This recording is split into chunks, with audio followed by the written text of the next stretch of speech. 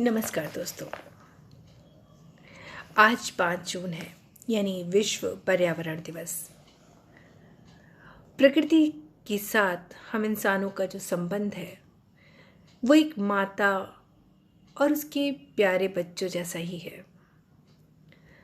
लेकिन जैसा आज का समाज हो रहा है कि बच्चे माँ का ध्यान बिल्कुल नहीं रखते, वैसे ही कुछ हम सब इंसान भी अपनी प्रकृति माँ के साथ कर रहे हैं। इसका जो असर हो रहा है, इसका जो प्रभाव पड़ रहा है, वो तो हम देख ही रहे हैं चारों तरफ, प्रदूषण के रूप में और तरह तरह की बीमारियों के रूप में। लेकिन क्या ये प्रकृति हमें कभी भी अपना वरदान देने से मुकरती है? तो क्यों नहीं सोचते हम उसके बारे में, कुछ अपना भी फर्ज याद करें और उसके लिए कुछ कदम उठाएं। तो चलिए, आज आपके लिए हम लेकर आए हैं हिंदी साहित्य के कुछ कवियों की, अलग अलग कालों से अलग अलग समय के कवियों की कुछ रचनाएं, जिन्होंने अपने अपने ढंग से प्रकृति के रंग को निरूपित किया है, अपने शब्दों में ढाला है, जो अनुभूत किया उसे लिखा। तो आइए आनंद लेते हैं कुछ कविताओं का।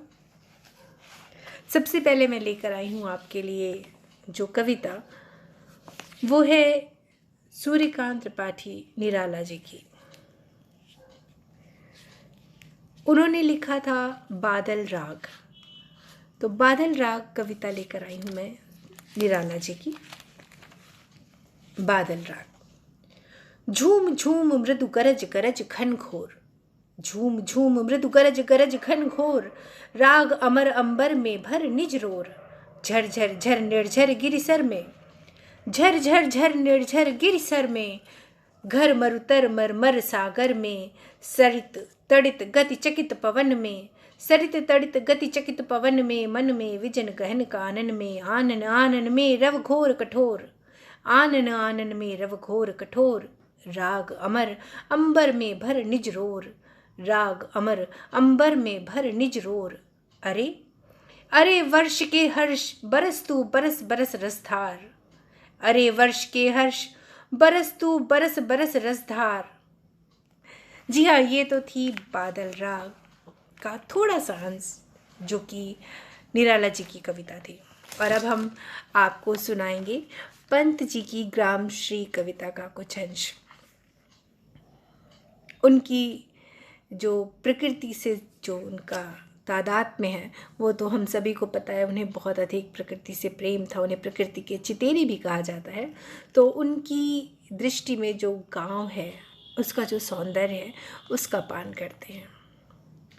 फैली खेतों में दूर तलक, फैली खेतों में दूर तलक मखमल सी कोमल हरियाली, लिपटी जिससे रवि की किरणें चांदी की सी उजली जाली, फैली खेतों में दूर तलक मखमल की कोमल हरियाली, लिपटी जिससे रवि की किरणें चांदी की सी उजली जाली, तिनकों के हरे हरे तन पर हिल हरित रुधिर है झलक रहा, तिनकों के हरे हरे तन पर हिल हरित रुधिर है झलक रहा, श्यामल भूतल पर झुका हुआ नभ का चिर निर्मल नील फलक, रोमांचित सी लगती वसुधा आई है गेहूं में बाली, रोमांचित सी लगती वसुधा आई है गेहूं में बाली, अरहर सनई की सोने की किंकणियां ही शोभाशाली, अरहर सनई की सोने की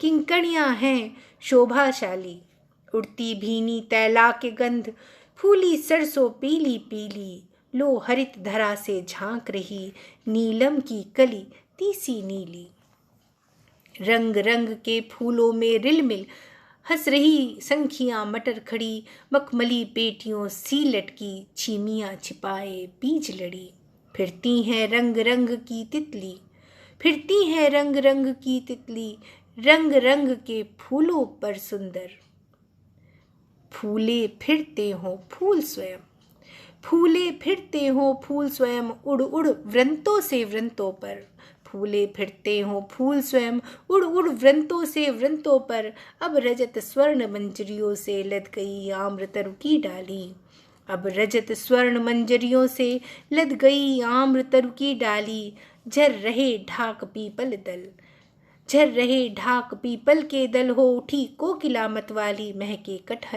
महके कटहल मुकुलित जामुन, जंगल में झरबेरी झूली, फूले आड़ू नींबू दाड़िम आलू गोभी बैंगन मूली, पीले मीठे अमरूदों में अब लाल लाल चित्तियां पड़ी, पक गए सुनहरे मधुर बेर, पक गए सुनहरे मधुर बेर, आंवली से तरु की डाल जड़ी, लह लह पालक मह मह धनिया, लह लह पालक मह मह धनिया, लौकी और सेम फली फैली, मखमली टमाटर हुए लाल, मिर्चों की बढ़ी हरी थैली, गंजी को मार गया पाला, गंजी को मार गया पाला, अरहर के फूलों को झुलसा, हाका करती दिन भर बंदर अब मालिन की लड़की तुलसा, हाका करती दिन भर बंदर अब मालिन की लड़की तुलसा, बालाएं गजरा काट काट कह, बालाएं गजरा काट काट कुछ कह गुपचुप हंसती किन किन, चांदी की सी घंटियां तरल बजती रहती रह रह खिन खिन, चांदी की सी घंटियां तरल बजती रहती रह रह खिन खिन। और ये तो थे पंत जी जिन्होंने गांव का इतना सुंदर चित्रण किया। और अब चलिए आपको थोड़ा और आगे ले चलते हैं कवि, और आपको ले चलते हैं उस काल में जहाँ पर हम अज्ञे की कविताएं सुनते हैं। अज्ञे ने जो सूर्य के आगमन को, सूरज को एक बावरा अहेरी बताया, एक खेटक बताया है। किस रूप में? भोर का बावरा अहेरी, भोर का बावरा अहेरी, पहले बिछाता है आलोक की लाल लाल कनिया, पहले बिछाता है आलोक की लाल लाल कनिया, पर जब खींचता है जाल को बांध लेता है सभी को साथ, बांध लेता है सभी को साथ, छोटी छोटी चिड़ियाँ, मंझोले परेवे बड़े बड़े पंखी, डैनों वाले डील वाले डोल के बेडोल उड़ते जहाज, बावरे अहेरी रे, बावरे अहेरी रे, कुछ भी अवध्य नहीं मुझे, बावरे अहेरी रे, कुछ भी अवध्य नहीं तुझे, सब आखट है, सब आखट है, एक बस मेरे मन विवर में दुबकी कलौंस को, दुबकी ही छोड़कर क्या तू चला जाएगा, एक बस मेरे मन विवर में दुबकी कलौंस को, क्या तू दुबकी ही छोड़कर चला जाएगा, ले ले मैं खोल देता हूँ कपाट सारे, मेरे इस खंडर की शिरा शिरा छेद दे, आलोक की अनी से अपनी गढ़ सारा ढाह कर ढूह भर कर दे, विफल दिनों की तू कलौंस पर मांझ जा, मेरी आंखों, मेरी आंखें आंझ जा कि तुझे देखूं, मेरी आंखें आंझ जा कि तुझे देखूं, देखूं और मन में कृतज्ञता उमड़ आए, देखूं और मन में कृतज्ञता उमड़ आए, पहनूं सिरों पे से ये कनक तार तेरे, पहनूं सिरों पे से ये कनक तार तेरे, बावरा अहेरी, बावरा अहेरी। तो ये थी प्रकृति से बात करने की अज्ञे जी की अपनी एक शैली, अपना एक ढंग। और अब हम बात करते हैं अगले कवि की, जो भी प्रकृति चित्रण में एकदम खूबसूरत अनोखी शैली रखते हैं, नागार्जुन जी की। सुनते हैं अब नागार्जुन जी की कविता बादल को घिरते देखा है। अमल धवल गिरि के शिखरों पर, अमल धवल गिरि के शिखरों पर बादल को गिरते देखा है, अमल धवल गिरि के शिखरों पर बादल को घिरते देखा है, छोटे छोटे मोती जैसे उसके शीतल तुहिन करों को मानसरोवर में उन स्वर्णिम कमलों पर गिरते देखा है, बादल को घिरते देखा है। तुंग हिमालय के कंधों पर छोटी बड़ी कई झीलें हैं। उनके श्यामल नील सलिल में समतल देशों से आ कर पावस की उमस से व्याकुल तिक्त मधुर विस्तंत खोजते हंसों को तिरते देखा है, बादल को घिरते देखा है। ऋतु वसंत का सुप्रभात था, ऋतु वसंत का सुप्रभात था। मंद मंद था अनिल बह रहा, बालारुण की मृदु किरणें थीं। अगल बगल स्वर्णिम शिखर थे, एक दूसरे से विहरित हो अगल बगल रहकर ही जिनको सारी रात बितानी होगी। निशा काल के चिर अभिशापित बेबस उन चकवा चकई को बंद हुआ क्रंदन फिर उनमें। उस महान सरोवर के तीरे शैवालों की हरी दरी पर प्रणय कलह छिड़ते देखा है, बादल को घिरते देखा है। ये थी नागार्जुन जी की कविता का एक अंश, बादल को घिरते देखा है। और चलिए अब आपको ले चलते हैं अगले कवि भवानी प्रसाद मिश्र की कविता की ओर और देखते हैं उन्होंने गांव का चित्रण किन शब्दों में किया है और किस रूप में किया है। गांव, गांव इसमें झोपड़ी है, घर नहीं है। गांव इसमें झोपड़ी है, घर नहीं है। झोपड़ी के फटकियां हैं, डर नहीं है। धूल उड़ती है, धुएं से दम घुटा है। धूल उड़ती है, धुएं से दम घुटा है। मानव के हाथ से मानव लुटा है। रो रहे हैं शिशु, रो रहे हैं शिशु की माँ चक्की लिए है। पेट पापी के लिए पक्की किए है। फट रही छाती, फट रही छाती। रात बीती है, अंधेरी छट रही है। रात बीती है, अंधेरी छट रही है और पीली पौ अकेली फट रही है। एक चिड़िया घोंसले को छोड़ जागी, एक चिड़िया घोंसले को छोड़ जागी और पूरब में लगी बेलाग आगी।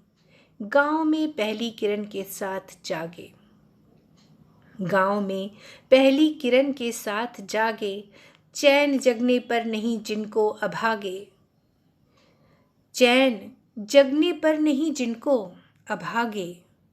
जोतना है खेत, जोतना है खेत, हल के साथ निकले। बीज बोना है कि दल के साथ निकले। सुबह की ठंडी हवा, सुबह की ठंडी हवा कपड़े नहीं है। सुबह की ठंडी हवा कपड़े नहीं है। पाँव रखते हैं कहीं, पड़ते कहीं हैं। पाँव जिनमें गति नहीं, कंपन बहुत है। पाँव जिनमें गति नहीं, कंपन बहुत है। प्राण में जीवन नहीं, तड़पन बहुत है। धूल गोबर और कचरे में भरी सी, धूल गोबर और कचरे में भरी सी। देवियाँ निकली कहीं, देवियाँ निकली कहाँ जीवित मरी सी। देवियाँ निकली कहाँ जीवित मरी सी। गांव में सूरज सवेरा कर रहा है, गांव में सूरज सवेरा कर रहा है। गांव में सूरज उजेला भर रहा है। ढोर छूटे हैं कि जंगल में खले हैं। साथ में दो चार चरवाहे भले हैं, भले हैं यानी तनिक गा से रहे हैं और अपने दुख पर छा से रहे हैं। दो घड़ी सूरज उन्हें बहला सका है, दो घड़ी सूरज उन्हें बहला सका है। हम सुखी हैं, जोश में कहला सका है। धूप चढ़ती है कि पनघट जम गया है। एक छोटा सा कुआं है, कम गया है। तरुणियां हैं, घाट पर झीमी झुकी है और बधुएं हैं कि घूंघट में लुकी हैं। हंस कभी पड़ती कभी कुछ बोलती हैं, हंस कभी पड़ती कभी कुछ बोलती हैं। है हंसी दुख में सनी, है हंसी दुख में सनी है खोलती हैं। जी हाँ, ये है गांव जिसको चित्रित किया है भवानी प्रसाद मिश्र जी ने। और चलिए एक और रंग आपको दिखाते हैं प्रकृति चित्रण का, कुंवर नारायण जी के शब्दों में, बसंत की एक लहर। वही जो कुछ सुन रहा हूँ कोकिलों में, वही जो कुछ कह रहा है तय कोपलों में, वही जो कुछ सुन रहा हूँ कोकिलों में, वही जो कुछ हो रहा तय कोपलों में, वही जो कुछ ढूंढते हम सब दिलों में, वही जो कुछ बीत जाता है पलों में। बोल दो यदि, बोल दो यदि। कीच से तन मन सरोवर के ढके हैं, प्यार पर कुछ बेतुके पहरे लगे हैं। गांठ जो प्रत्यक्ष दिखलाई न देती, गांठ जो प्रत्यक्ष दिखलाई न देती, किंतु हमको चाह भर खुलने न देती। खोल दो यदि, खोल दो यदि। बहुत बहुत संभव चुप इन्हीं अमराइयों में, बहुत संभव चुप इन्हीं अमराइयों में गान आ जाए। अवांछित डरी सी परछाइयों में जान आ जाए। बहुत संभव है इसी उन्माद में वो दिख जाए, जिसे हम तुम चाह कर भी कह न पाए, जिसे हम तुम चाह कर भी कह न पाए। और अब आखिर में आपको एक और कविता सुनाना चाहूँगी, जो कि है सर्वेश्वर दयाल सक्सेना जी की कविता। उसका एक अंश है, मेरी परछाई तक।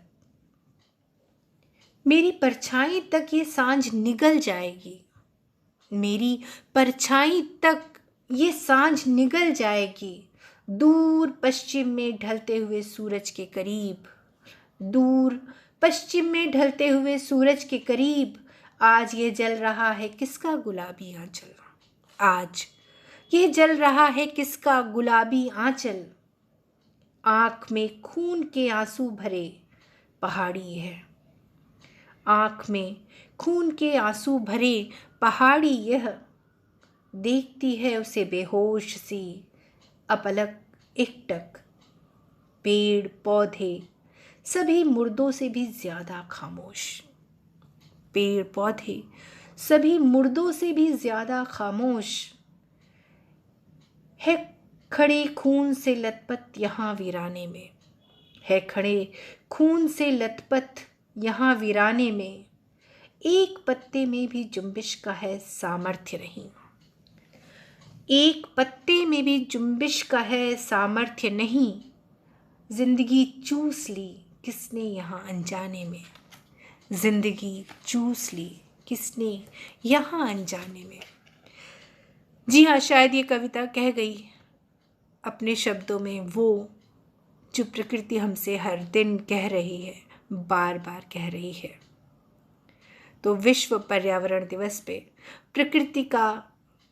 प्रकृति माँ का ध्यान रखें, अपनी तरफ से जो कुछ बन पड़े उसको सजाने संवारने के लिए करें, क्योंकि उसके जैसा दाता, उसके जैसा ममत्व, उसके जैसा प्यार देने वाला कहीं और नहीं मिलेगा।